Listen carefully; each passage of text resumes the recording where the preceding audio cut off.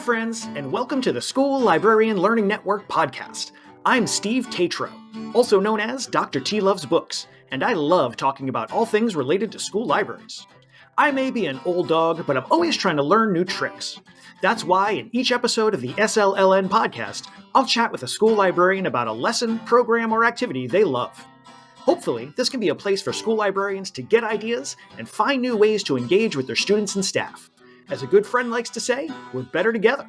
So I hope this podcast will help school librarians connect with and learn from each other. The opinions and ideas shared in this podcast by myself and my guests are our own and do not reflect those of our school districts. And because school librarians always strive to be good digital citizens, I cite sources when using material that is not my own. Without further ado, let's get to this week's episode. Hey friends, we are back once again, and I am so excited. We've got Dr. Andrea Trudeau with us, and this is going to be amazing. I cannot wait to hear from her, but I am jumping ahead of myself because we need to get our guest here. So, Andrea, why don't you take a second, tell people about who you are, where you're from. Hi, everybody. So yes, my name is Andrea Trudeau. I'm a no-shush librarian who works in a middle school just north of Chicago. This is my 27th year working in that school. I've was a teaching assistant in the computer lab, a longtime classroom teacher, and this is now my 10th year in the library, and it is the best job ever. I cannot agree more, man. 27 years, that is impressive. I tell you, I just hit my 25-year mark, and everybody's like, oh my God, that's amazing. 27, bury me, leave me in the dust. I love it. So you were 10 years in the library, which means that for 17 years before that, you weren't in the library. So how did you end up getting into the library? It was never anything I anticipated. I was in the middle of my career and just sort of like itching for a change, but I wasn't quite sure what that was going to look like. And I'd been working with an incredible librarian who retired, this woman, Karen Davis. And as an eighth grade ELA teacher, I brought my students down for a book talk one afternoon, and she's book talking a bunch of books. And it was like the answer fell from the sky. And she had so in Illinois, we put in for retirement years in advance. So we do it 4 years in advance in our district. Wow. And so I know, right? So she had just put in, and I'm sitting there listening to her, and I'm like, this would be amazing. I want to do this. So I realized I had 4 years to go back, and in Illinois, I can go back and get an endorsement on my teaching certificate. So I took 27 master level hours and then decided to do it. And I basically walked right into this job because I had already taught in the school, had the connections and the relationships. And so it made the transition pretty seamless. Nice. Oh, that's awesome, man. That's a great path too, to see it and to understand that this is the thing and have the time. Because my school librarian was like, I think I'm probably going to retire next year. And I was like, this program is at least 2.5 years. What am I going to do? So that's interesting that there's such a long lead time on that. Yeah, it worked out really well. They give us little bumps in our retirement, like in our pay before we retire. So it benefits the teachers that do that. Oh, nice. Well, that's very nice. So we're going to be talking about VR and empathy, and you've put together some really great resources. But I'm kind of curious, how did you end up with this particular lesson activity? Thank you for asking that. So when VR was just hitting the stage, I was at what's called the NICE conference. It's the Northern Illinois Computing Educators Conference. It used to be ICE was the state level. Now it's IdeaCon. And it was like a cold January day. I was in a high school on a Saturday, attended all these sessions. And at lunch, they were just handing out these raffle prizes. And my friend Maria Galanis got this Google Cardboard. And it was not put together yet. It was just flattened out. And we're looking at this like, what is this thing? What does this do? And of course, being the curious person that I am, we brought it back to school and I started kind of playing around with it. And I'm like, ooh, what could I do with this? This is like in my first year or two as a librarian. And I found this really incredible app, RYOT by Huffington Post, where they had you would put your phone, you'd have this app and put it on your phone and then put the phone inside the Google Cardboard. And I had a little station I created with 7th grade students where they were basically on the shores of Greece, Aleppo, Greece, and they're like looking out into the water. And all of a sudden you see this boat coming towards you. And it's these Syrian refugees who have fled, war. And they come ashore and they're crying and they're excited, and you can, see the sky, look down and see the sand. You feel the emotion because you're immersed in this space. And so it led to some really rich conversations that year because we had been studying refugees. And prior to becoming a librarian, I was a seventh grade social studies teacher. And I work in a very privileged district. So kids see the world, but they're seeing the world in the four seasons. They're not really seeing the world and understanding how people live. So I felt like it was my job as an educator and a librarian to kind of like burst the bubble and help them recognize how people really are living around the world and how fortunate they are. Yeah. With the hopes that one day they would take the resources they have and do something to better the world. So, we have these really amazing conversations in class. It was a little station of like 5 or 10 Google Cardboards. So Oh yeah, go ahead. I'm going to just jump in for a second. There's two things, actually. One is just for the folks who are not as, let's say, experienced as we are. The Google the Google Cardboard was basically like a little box. And when you kind of unfolded it, it sort of looked like an old Viewmaster, which is going to even be more dated than the Google Cardboard. So it unfolds into a little box. You put your phone in it, and it basically becomes a really inexpensive VR headset. So just in case there are folks who weren't sure of that, we've got some of the newbies out there who maybe weren't familiar. And I do have a question about this program that the students were looking at. And I don't know if you'll have an answer, but was this a produced piece of media, or was this like live footage that somebody had shot that they turned into this? Do you know?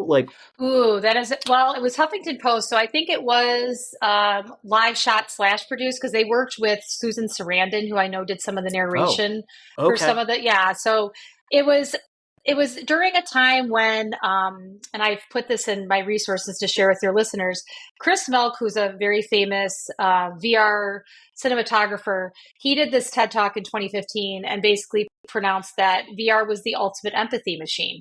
And so that changed everything because now you have all these nonprofits are trying to raise awareness, and they're like, how can we help people really experience what's happening so that we can raise funds for our charity?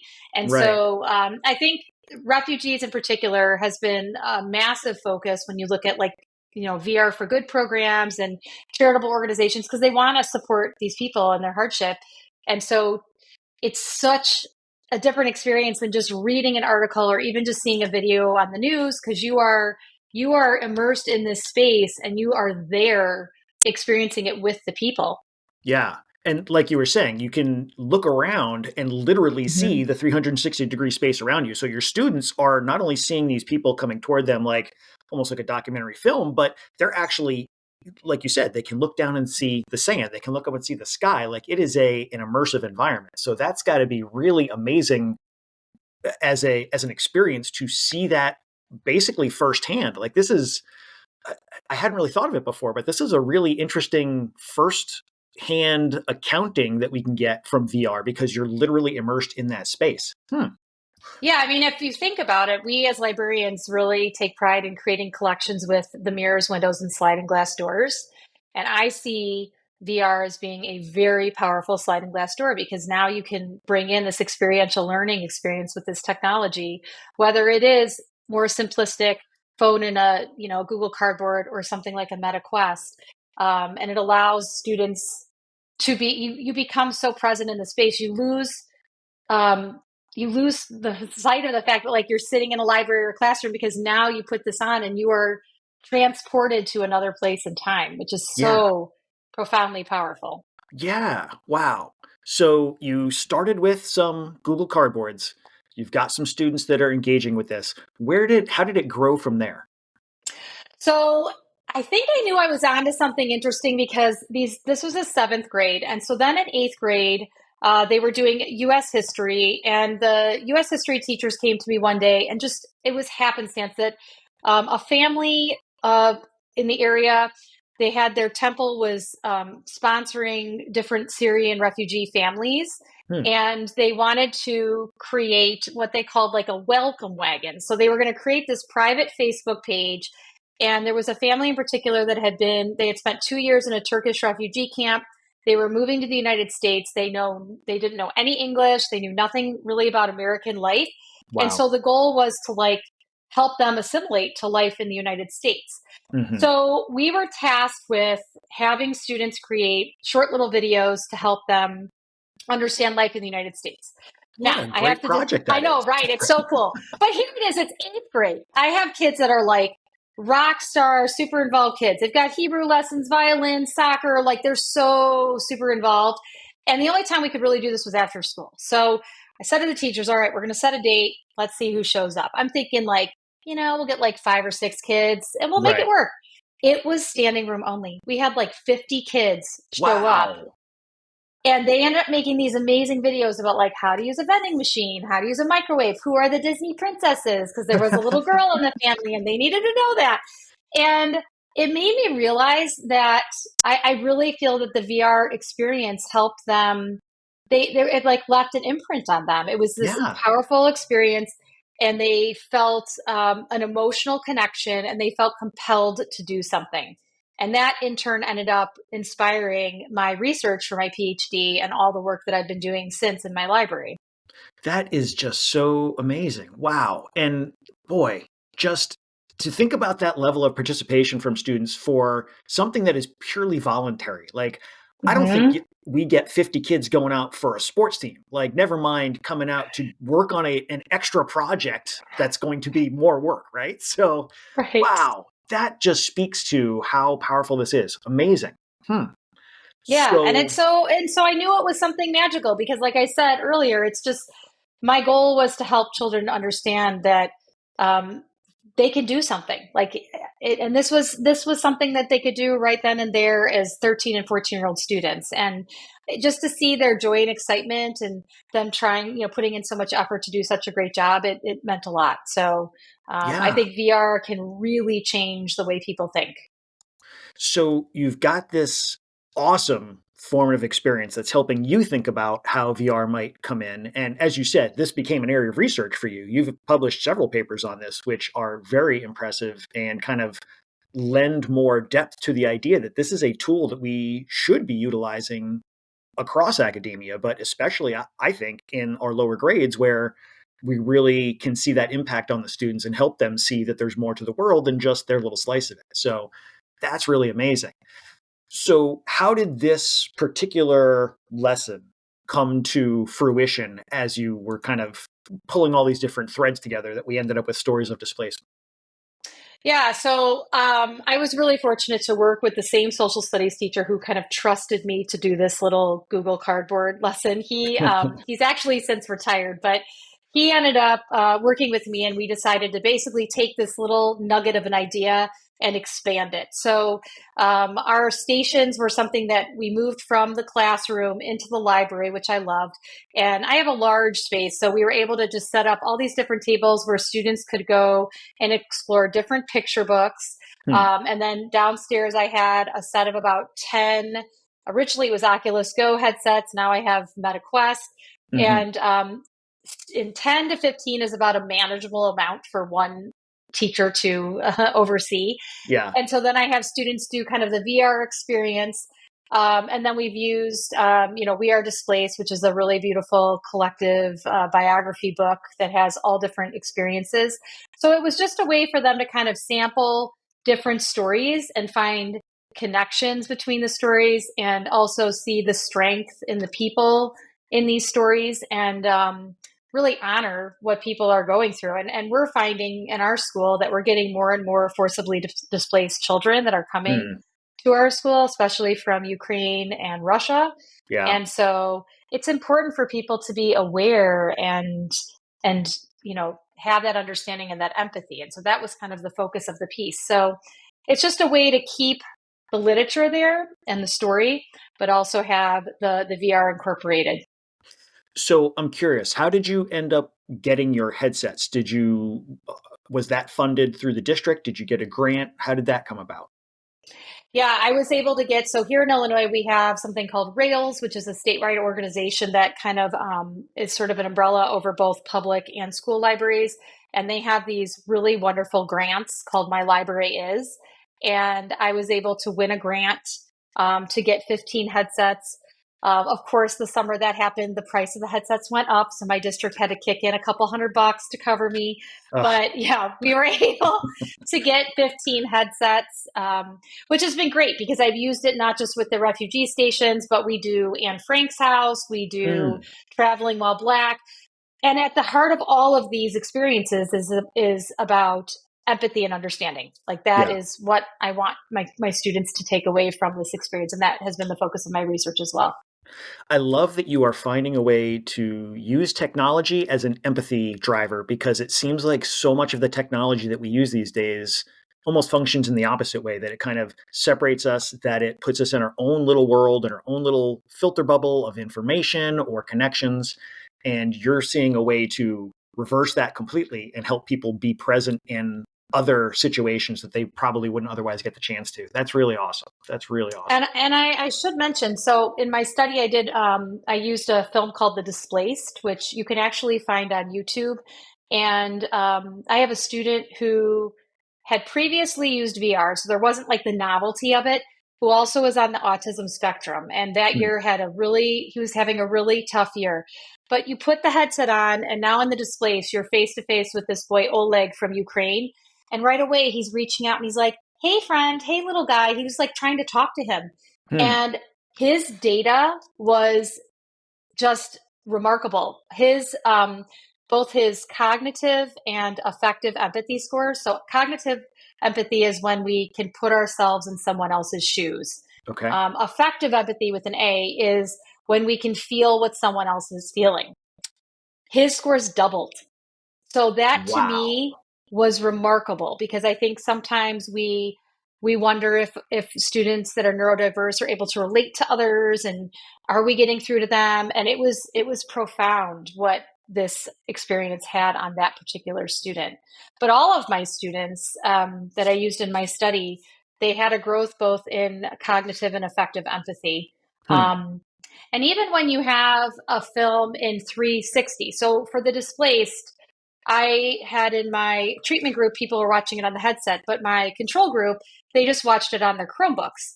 And so Okay. you still have the 360 capability, but you still know you're in the library and, you're not feeling like you're there. However, their affective empathy increased enough that it was statistically significant.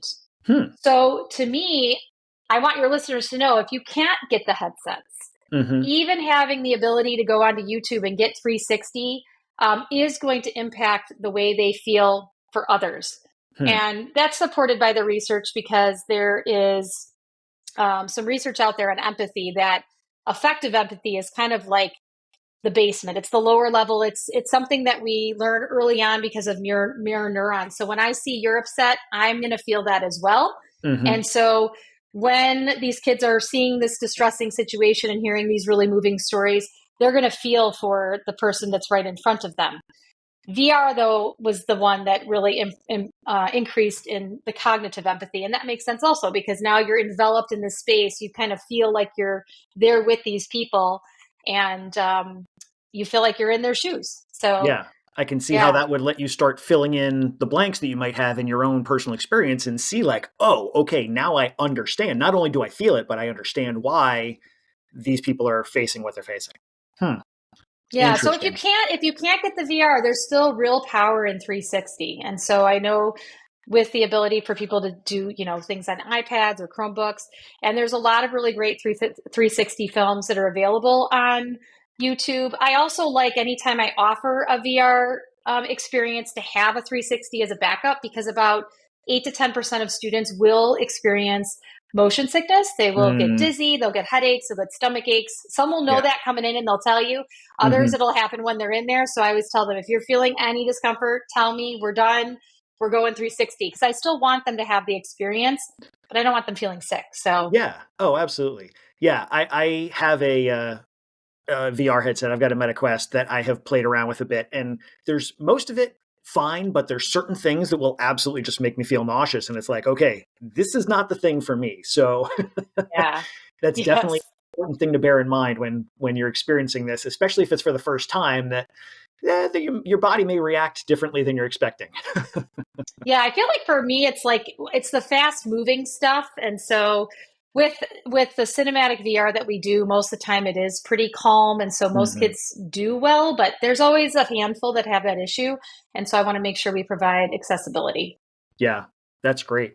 And it's really interesting to hear that a student who was on the spectrum was really had a really great experience with this, because I think a lot of times in schools we kind of think, oh, what are we going to do to help those students, have experiences that are going to be impactful and meaningful? And we're not all necessarily trained in the intricacies of what that might involve. So to know that there's a tool that can be very helpful for this for some students is really that's a great thing to have in the back pocket. Hmm. Absolutely. And the way the filmmakers are creating these films, I think they're getting more creative. So Traveling While Black looks at, that's a longer one. It's about 20 minutes long, and it is set in Ben's Chili Bowl in DC, which is a famous diner. And you basically sit with different individuals and they tell you what it was like to be Black in the time of, the Green Book, using the Green Book. And so Huh. there's a scene, I know it's fascinating. And it actually comes to modern day where they show the brutal killing of Tamir Rice. And Hmm. I work in a predominantly white school. And so I think it's important for them to understand the Black experience. And again, it has promoted these incredible reflections and rich conversations, and it's so impactful. But what I love about that film is the filmmakers, at one point, they have you seated in a booth and you look to your left and there's someone next to you, and you look across and there's people. It's like you're sitting in the booth with these people while they tell the Huh. story, and you're like part of it. It's brilliant. Wow. That's cool. I'm definitely gonna have to dig into that. And all of these I'm mentioning are free. So that's the other thing that's amazing. And Traveling While Black is also available on YouTube. So if students can't handle the VR, we can give it to them in an alternative format. And just in case people aren't paying attention, you did provide a Padlet of some resources that includes videos as well as books, as well as some research to go with. Here's why this is a good thing that we should be thinking about looking at. So, Yeah. So I included the Chris Milk video, which I think is really important to watch if you're just trying to get started. And then shamelessly, I included my research, but it's honestly some of the only stuff out there for yeah. middle grade. A lot of the research on VR is more focused on the STEM and STEAM and not as Mhm. much on cinematic VR. The studies that I looked at before I started my research, most of them were for media literacy students or media students in college, or Mhm. they looked at adult responses. So it's some of the first in its kind to look at, K-12 students and how they respond. That's awesome. That's amazing.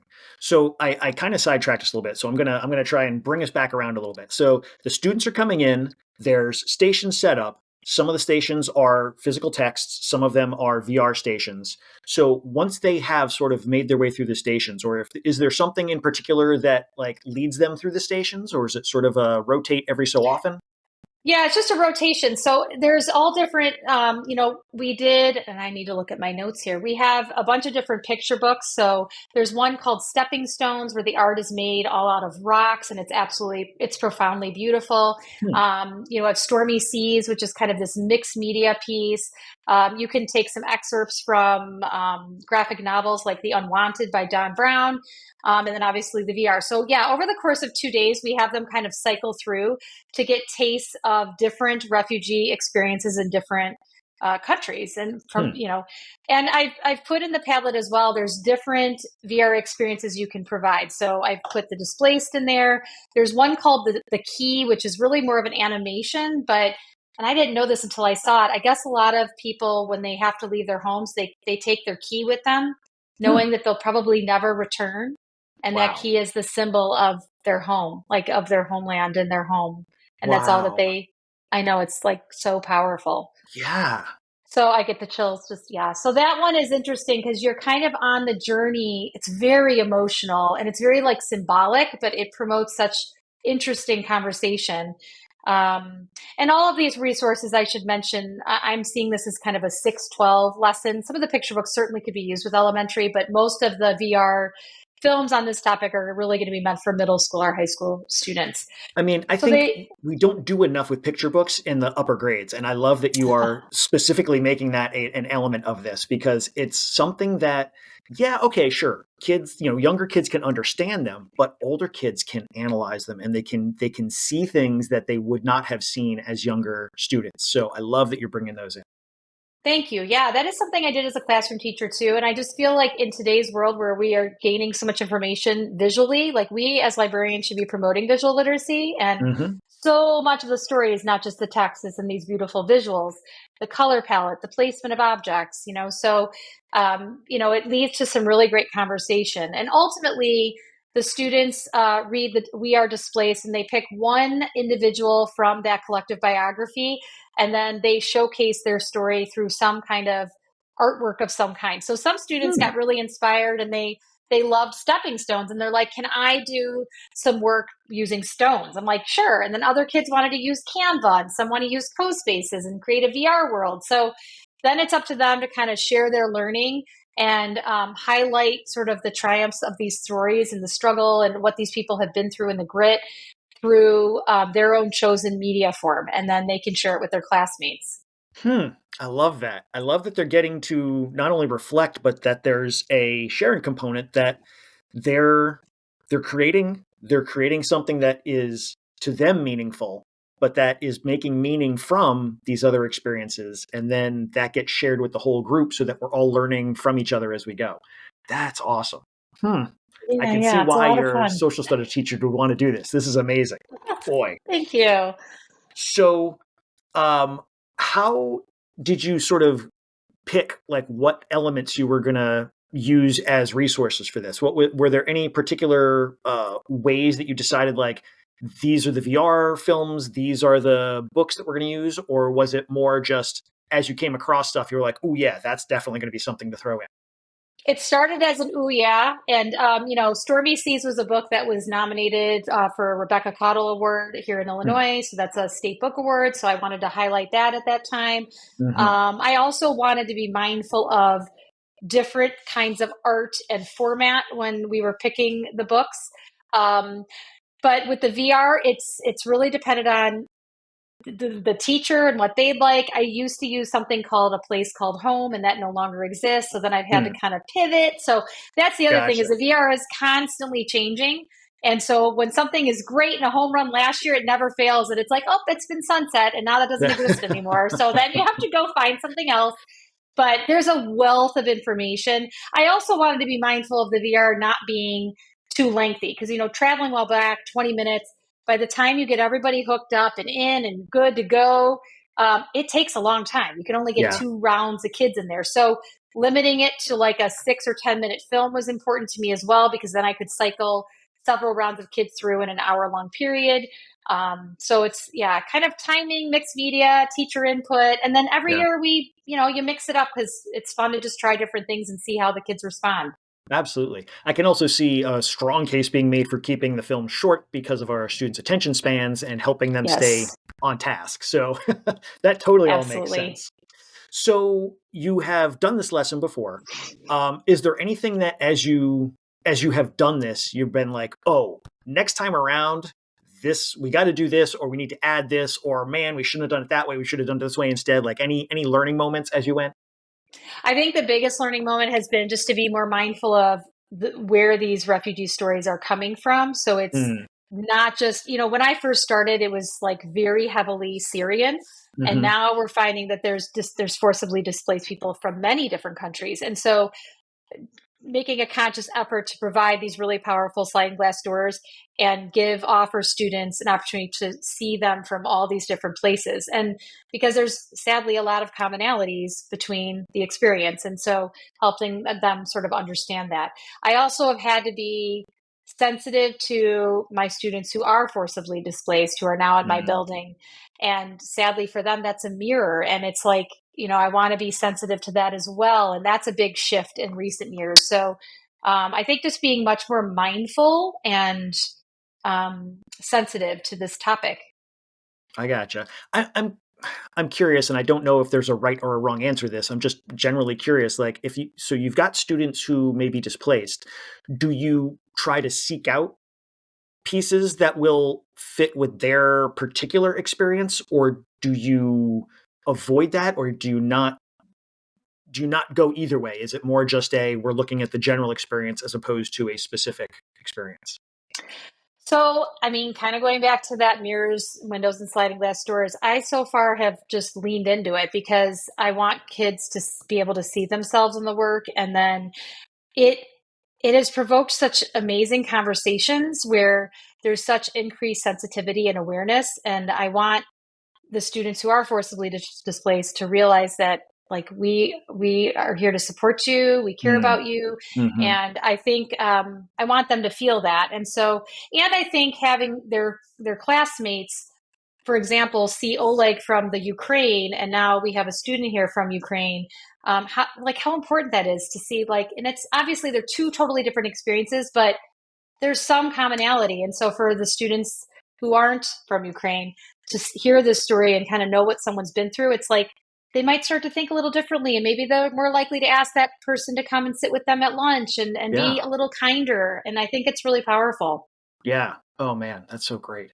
So I can imagine that this is a lesson that works on so many different ability levels without needing a whole lot of adjustment because you're watching video and the picture books, while they can absolutely be really dug into, they also are a very accessible resource. So I imagine this works really well with like students with IEPs, students at different ability levels. Is there anything that you felt like you needed to adjust or try and manipulate to make it more accessible for any of your students? So we've been having such an influx of multilingual learners. And so Mm, we've been, especially with like print books, what we've been doing is offering an iPad with Google Translate so they can just kind of scan over. And then now it's gotcha. translated to their native language because we have many students that come in that know no English or know very little English. And so now I'm Mm, throwing them into this lesson. And yes, there's pictures, but there's this beautiful story that's written. So having the Google Translate, I think, really helps them. But the fact that they're getting up and moving, that there's a lot of visual components, I find that the students are really engaged. I joke on those days, like I could be a cardboard cutout. They are just like doing their thing and they are good to go. And then even when they're creating their projects at the end, it's something they are excited about. They get choice. We offer options, but then they can also propose something totally on their own as well. And I mhm. welcome creativity. So each step along the way, I feel like we're trying to individualize and make it engaging for them. What a great mark of a lesson, though, that the students are basically don't need you to be there because they are Yeah. so focused on what's going on. Like that, Yeah. that says it all to me. Like clearly this is landing. So speaking of landing, have you gotten any particular feedback from students or from the staff about how this has gone when students have had the chance to experience this? Yeah, so anytime I do a VR experience, I have the students do a reflection, kind of selfishly, because I'm just curious, like, what do you think of all this? Hmm. And both students and staff have just said that it's a really powerful experience to be able to read all these books and to view the VR. They'll say things like it really has brought it to life more. I feel like I really understand it because I mean, it can be a really complex topic. Oh yeah. And yeah, and to watch it in the news or watch just a quick video clip isn't the same as hearing someone's personal story. And Right. that's the beauty of all of these pieces. So many of them are someone's personal story. And that provides that level of connection that you don't necessarily get from a textbook or, something on like a student news channel that we turn on for them. Yeah. Um, and I try to find, material that has a child character in it. So, because students have said when it's someone around their age, they feel even more connected than if it were Mm. an adult. So, I think being mindful of the age you're working with and trying to find individuals of that same age in your media is really important too. That makes a ton of sense. And I mean, again, coming back to primary sources, like as good as a news source might be, when you're getting firsthand information from a primary source who has been through this, you're going to experience it differently. You're going to understand it differently. So that's really such an important reminder. I also love how you very specifically make a point of having them reflect. And I think that's so easy to overlook when we're doing lessons with students, especially if they're coming from a class and they're, participating in something here, but then they're going back to class. That's something that I know I need to work on building into my lessons more often, because you're right. Like, you want to know, is this landing? Is it working? Do I need to change stuff? And I think it's really easy to get in the habit of, I'm going to present this 92 times because all the classes are going to come through and hopefully it's working, but I'm not really sure. So, man, so many It makes things you I'm feel walking good. away from I this. mean, It yeah, does. it makes you feel good. And, and it doesn't have to be hard. Like, I'll sometimes just do a half sheet and it's just like 2 questions, or like QR code, scan it, go Google form, like 2 or 3 questions. That's it. Mm-hmm. And I always have an open-ended one. Is there anything else you want to tell me? Because it never fails that a kid will have this aha moment and just like blow my mind. So, yeah, I mean, and I think it's good for us because we're working so hard behind the scenes, and it's great for advocacy too, because when a principal is wondering, Yeah. how are things going? Well, look at this. Look what the kids are saying about all that I'm providing as this instructional leader. It can be such powerful data. Wow, that's great. Man, all right. So I'm already designing QR posters to put around my library so that anytime we do something, just go right to it, students. You know you got to do this. Oh, so is there anything that if somebody was going to do this for the first time that they should sort of have at the front of their mind as they're getting ready to dive into this? Um, well, I think the picture book part is easy. The book part is easy. I think we can do that. When it comes to the VR component, my advice is to just start small. When I started, I had, I think I had like 5 headsets. Um, Full transparency, MetaQuest is not really designed as an educational tool. There's no like platform like Class VR where you can like push everything out. So you have to work with your tech department to figure out a login system. I have to then individually push out everything to all the headsets. And doing it with 15 can be cumbersome. It takes Yeah. like a week or two in advance for me to make sure it's all ready to go. Hmm. And it never fails that a couple don't work. So I Right. would say anyone starting out, just a couple. And maybe that's, you start really small. Maybe you're not digging in to do these stations first thing. You find somebody who's willing to give up some time and just have a couple kids come and try it out and see how it goes. Because then if it goes well, maybe you can get the funding from your district to get more. But it definitely can be overwhelming at first, but the more you do it, the easier it gets. And then as you see the kids responding the way that they do, it becomes so worth it to put in all that time because it's going to be such an impactful lesson. Yeah. Oh boy, this is so awesome. I mean, there's so many things now, like not even necessarily about this lesson, but just having this conversation has got me thinking about all these things that can go on in the library. I love it. Man, this is awesome. Thank you so much for sharing it. We are now going to take our 90-degree turn and go into our book break. Book break. Sweetie. So Yay. you can share whatever you want to share, just some titles you think people might want to know about. So what did you want to bring to the table and let people know, hey, you want to put this on your radar? Okay, everyone, librarians, educators, administrators, you absolutely have to read That Librarian by Amanda Jones. Heck yeah. Yeah, I was actually just talking to a woman who lives in the community where I teach, and she was talking about how she just adores librarians and she's so sad by what they're going through. And I recommended this book to her. It is a powerful story. It's a part memoir, part manifesto. It shares Amanda's journey defending LGBTQ plus books in her public library in the summer of 2022. And basically all the threats, death threats, smearing, everything that she has endured. She is a champion in our field and continues to battle for, this is not even battling for books. This is battling for humans. That's how I see this Yeah. because, yeah. Yeah. And so she is my hero and one of my dear friends. And I have both the print book, which I read, and I have her audiobook, which she has read, which I Yeah. love when authors read their own books. Yeah. And I recommend them both. They are phenomenal. Yeah. Yes. I did the same thing. I ended up listening to it because when you've got the author reading to you and she's a good reader because she's a school librarian who reads to students. So it's going to work out. Yes. It was great. Yeah. I am totally, I could not agree more. What a great book. And like you said, not just for school librarians, like this is something that so many people should be reading to see. It boggles my mind how few people still really understand some of these battles that are going on that are really about dehumanizing other humans. So it's really, it's sad, it's scary, but you're right. Amanda is such a champion and she continues forward and is just doing her thing. She is such an inspiration. Man, yes, absolutely great title. And I think you had another one you want to share? I do. So, as someone who is nearly 48, and my hormones are, I kind of laugh. I work at a middle school where I'm handing out books about periods all day long to the sixth graders. And now I am entering the next phase of my hormones where I'm entering the closure of all of that in menopause. So, there is a fantastic book called New Menopause by Dr. Mary Claire Haver. And this is a very understudied topic. And so she is a really incredible OBGYN who basically lays it all out there, like all the things that we can be doing. And it's great because it's small things like taking creatine to improve our cognitive function and to help muscle gains, wearing a weighted vest to help our bone density. So there's a lot of little things we can do. And then if you're really suffering, working with a doctor to look at hormone replacement therapy. And she debunks some of the previous studies that kind of scared women off from doing hormone replacement therapy. So I just felt very seen and heard and empowered. So as I work with my doctor on navigating this next phase of life, I like being educated. And since librarians are a very female-dominated field, thank you, Steve, for being a token male guy.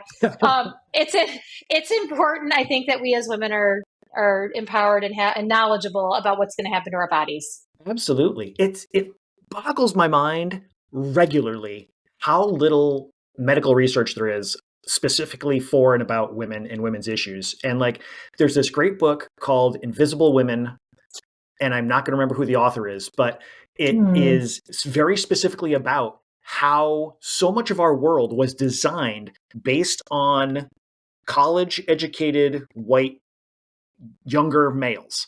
And so like, that's part of the reason cars are the sizes and the way they are. That's part of the reason why roads are the way they are. That's part of the reason why transportation is the way it is, like public transportation. And this, the author goes through like, if they actually looked at how women use these systems, they would see that they use them a lot more than men do. And therefore these are the adjustments that should be made. And it's like, how has no one that women have not risen up and just taken us all out is I applaud your restraint. Let's say that. Well, yeah, I think I heard a podcast recently that said it wasn't until like the 80s that they had to require women be part of like drug studies. They would just like do a drug study on men and be like, oh, we'll just like tweak it and make it less for women. I'm like, yeah. We have a completely different body chemistry. Are you crazy? Well, so yeah, it is baffling. Put it in a pink container and it's for women, right? We're good. Right. Oh, so, yeah. Well, this absolutely sounds like an important title and one that I'm going to be interested in checking out too, because I'm curious. I mean, it's good to know what's going on with people. So, well, I mean, we have to it's not something to be afraid of. And, I know you're married and you have a wife and every woman is going to go through this if they live long enough. So it's important for men to be allies as well. So thank you. Thank you. Thank you so much. Thank you for coming. Thank you for sharing your time and your resources and your lessons and your ideas and your book recommendations. I mean, so much stuff you have shared here. I am so grateful. Thanks. Thank you so much, Steve. It's been such a delight to spend time with you. And any of your listeners are welcome to reach out to me if they have any questions. Awesome. And your contact info is in the show notes. So if folks want to track you down, they know where to go find you. So hopefully they'll take advantage of that because you are such an amazing school librarian and resource. So thanks one more time. I can't say it enough. Thank you so much. Thank you, Steve. Thanks for joining us for this episode of the SLLN podcast. Be sure to check out the show notes for the episode. They feature links to the resources shared by our guest, as well as ways to keep in touch with them and links to the book break recommendations. And stop by the SLLN website, home to a curated list of free upcoming virtual events and resources for school librarians. It's easy to become a member of the School Librarian Learning Network. Just visit the site and use what you like. If you have a comment, an idea, a question, or something you want to share, you can email schoolliblearning@gmail.com. That's schoolliblearning@gmail.com. Know a school librarian with something others could learn from? Let us know. Until next time, be good, be safe, and be well.